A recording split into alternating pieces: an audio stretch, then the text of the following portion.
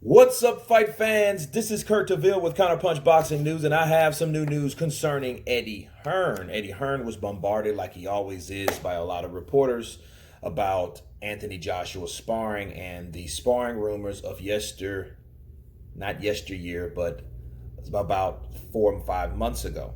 Now, they asked him, of course, again about the knockout that he supposedly received by Jason DeWaco, sorry.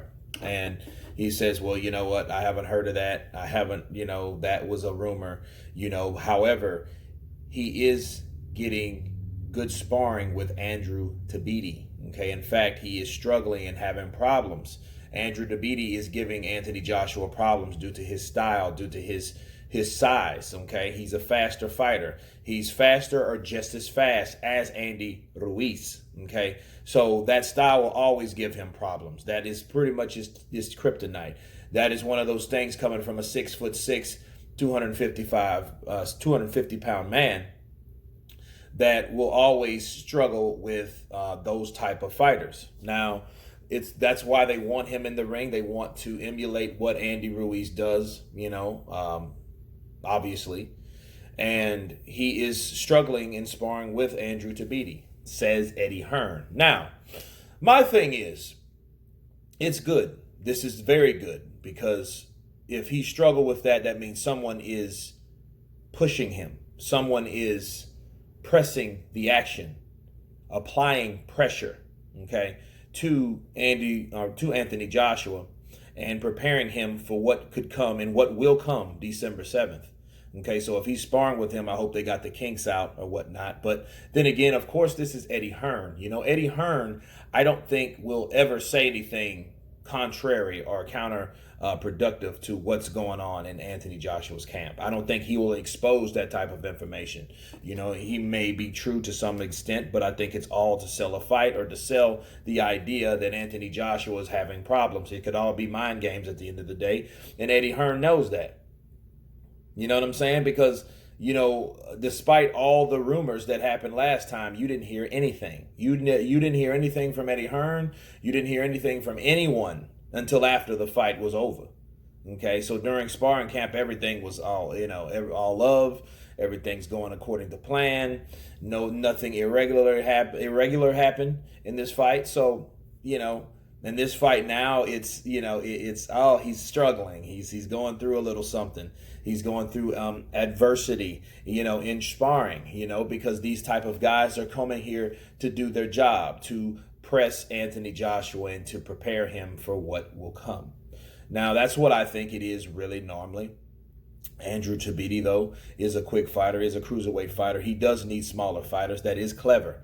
However, I did a video a couple days ago, and I did question the sparring partners that Anthony Joshua brought in, like Akali and I think it was one Mohammed, I believe, not Mohammed, but he brought in another fighter, an Arab fighter from Germany, a German fighter rather, and he was 6'5". So Akali's 6'5", and this other guy, was also 6'5" from Germany. And I'm thinking to myself, and these are two undefeated fighters, but at the same time, why are you in the training camp of Anthony Joshua?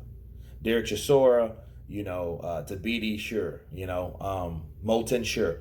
Those guys. But then I question, the legitimacy of these fighters. But that's okay, because as long as you have a decent amount of sparring partners, it's just you don't want to waste your time with people that won't help in sparring.